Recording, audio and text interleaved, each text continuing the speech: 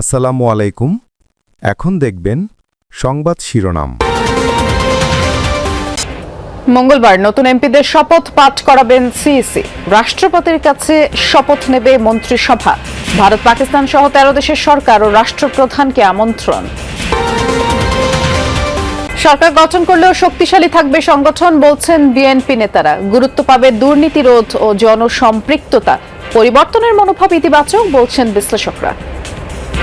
BNP যে ধরনের রাজনৈতিক দল, বোঝা যায় যে এত বিদ্রোহী প্রার্থী, তার মানে দলের মধ্যে ওই সংহতিটা নাই। বিএনপিকে যদি পরবর্তীতে পাওয়ার পলিটিক্স করতে হয়, তাদের দলটাকে অনেক বেশি সংহত করতে হবে। নোয়াখালীর হাতিয়ায় ধর্ষণের অভিযোগ নিয়ে ধোঁয়াশা। হামলায় আহতের কয়েক ঘণ্টা পর শ্লীলতাহানির দাবি ভুক্তভোগীর, চলছে তদন্ত। আগামী মঙ্গলবার নবনির্বাচিত সংসদ সদস্যদের শপথ পাঠ করাবেন প্রধান নির্বাচন কমিশনার এএমএম নাসির উদ্দিন। একই দিন বিকেলে মন্ত্রিসভার সদস্যদের শপথ পড়াবেন রাষ্ট্রপতি মোহাম্মদ শাহাবুদ্দিন। এটি নিশ্চিত করেছেন সংসদ সচিবালয়ের সচিব কানিজ মাওলা। এর আগে দুপুরে মন্ত্রিপরিষদের সদ্য বিদায়ী সচিব ডক্টর শেখ আব্দুর রশিদ জানিয়েছেন, শপথ অনুষ্ঠানে দেশি বিদেশি প্রায় 1000 অতিথি উপস্থিত থাকবেন। এদিকে প্রধান উপদেষ্টার মুখ্য সচিব এম সিরাজ উদ্দিন মিয়াকে মন্ত্রিপরিষদ সচিব হিসেবে চুক্তিভিত্তিক নিয়োগ দেওয়া হয়েছে। এর আগে রাতে ডক্টর শেখ আব্দুর রশিদের চুক্তিভিত্তিক নিয়োগ বাতিল করে প্রজ্ঞাপন জারি করা হয়। ত্রয়োদশ জাতীয় সংসদ নির্বাচনে নিরঙ্কুশ জয় পেয়ে দীর্ঘ প্রায় 2 দশক পর আবারও সরকার গঠন করতে যাচ্ছে বিএনপি। এখন শুধু শপথের অপেক্ষা। শুক্রবার গভীর রাতে নবনির্বাচিত সংসদ সদস্যদের সরকারি গেজেট প্রকাশ করেছে নির্বাচন কমিশন। নির্বাচন হওয়া 299টি আসনের মধ্যে 297টি ফলাফলের ভিত্তিতে এই গেজেট প্রকাশ করা হয়।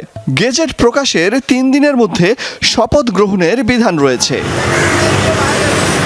এরই মধ্যে নবনির্বাচিত সংসদ সদস্যদের শপথ অনুষ্ঠানের সব প্রস্তুতি শুরু করেছে সংসদ সচিবালয়। আমরা প্রস্তুত আছি আর কি। শপথ গ্রহণের পক্ষ, আদার্স তাদের আপ্যায়ন, তাদের লবি, তাদের স্বাক্ষর, তাদের আইডি কার্ড সব আমরা প্রস্তুত আছি। সচিবালয়ে মন্ত্রিপরিষদের সদ্য বিদায়ী সচিব জানান, সংবিধান অনুযায়ী সংসদ সদস্যদের শপথ বাক্য পাঠ করান সংসদের স্পিকার।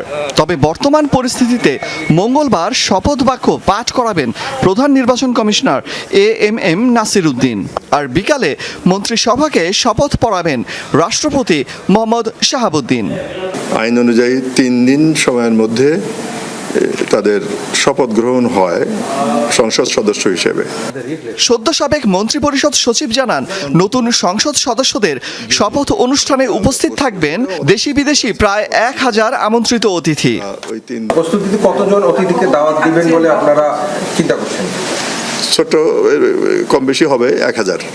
এদিকে নতুন সরকার গঠনের তোড়জোড়ের পাশাপাশি সম্ভাব্য মন্ত্রীদের জন্য প্রস্তুত রাখা হয়েছে গাড়িও। এর আগে এক ব্রিফিংয়ে নবনির্বাচিত সংসদ সদস্যদের শপথ অনুষ্ঠানের প্রস্তুতির বিষয়ে জানান প্রধান উপদেষ্টার প্রেস সচিব শফিকুল আলম। অরিজিনাল যেই ডকুমেন্টে রিটার্নিং অফ মঙ্গলবার সংসদ সদস্যদের শপথ পাঠ করানো হবে এবং একই দিন বিকেলে আবার মন্ত্রিসভার সদস্যদেরও শপথ পাঠ করানো হবে। আমরা এজন্য 2 জায়গার খবরই জানবো। অর্থাৎ আগে যাব সংসদ ভবনের দক্ষিণ প্লাজায়, যেখানে সংসদ সদস্যদের শপথ পাঠ অনুষ্ঠিত হবে। সেখানকার প্রস্তুতি চাই। আসলে অনেকদিন পর এই সংসদ আবার সংসদের যারা প্রাণ, সেই সংসদ সদস্যদের উপস্থিতিতে কিন্তু সংসদ শুরু হবে এবং সেজন্য প্রয়োজন প্রথমেই শপথ, এবং সেই শপথের প্রস্তুতি কিন্তু এরই মধ্যে অন্তর্বর্তী সরকার নেওয়া শুরু করেছে। এবং সংসদ ভবনের যে দক্ষিণ প্লাজা, এই প্লাজায় উন্মুক্ত স্থানে সংসদ সদস্যদের শপথ গ্রহণ অনুষ্ঠান হবে এবং এই পর্বটি হবে সকালে। এছাড়া বিকেলে নতুন সরকার, নতুন মন্ত্রিসভার শপথ অনুষ্ঠান এই দক্ষিণ প্লাজাতেই আয়োজন করেছে অন্তর্বর্তী সরকার। আমরা যদি একটু বলতে চাই যে এটি কিন্তু আসলে এইরকম শপথ, এটি কিন্তু রীতি ভেঙে নতুন সরকারের এই শপথ বঙ্গভবনের বাইরে সংসদ ভবনের সামনে এবং এরই মধ্যে আমরা দেখতে পাচ্ছি যে অন্তর্বর্তী সরকার কিন্তু এই শপথ আয়োজন ঘিরে নানান প্রস্তুতি নিয়েছে এবং এখানে মঞ্চ তৈরি হবে, অস্থায়ী মঞ্চ তৈরি হবে। সেই সাথে এই মঙ্গলবারের শপথ অনুষ্ঠানে বাইরের দেশ, বিশেষ করে ভারত, পাকিস্তান, চীন সহ 13 দেশের সরকার প্রধানকে আমন্ত্রণ জানানো হয়েছে বিকেলের সরকারের যে শপথ, সেই শপথ অনুষ্ঠানে। এবং এইটুকু আমরা জেনেছি, সরকারের বিভিন্ন সূত্র কিন্তু আমাদেরকে জানিয়েছে যে সকালে সংসদ সদস্যরা শপথ নেবেন এবং বিকেলে মন্ত্রিসভার শপথ, এবং সেই রকম প্রস্তুতি নিয়ে কিন্তু এরই মধ্যে যেহেতু আরও আজকের দিন এবং আগামীকাল এই দুদিন সময় আছে, এই দুদিনের মধ্যে এই মঞ্চ তৈরি হয়ে যাবে।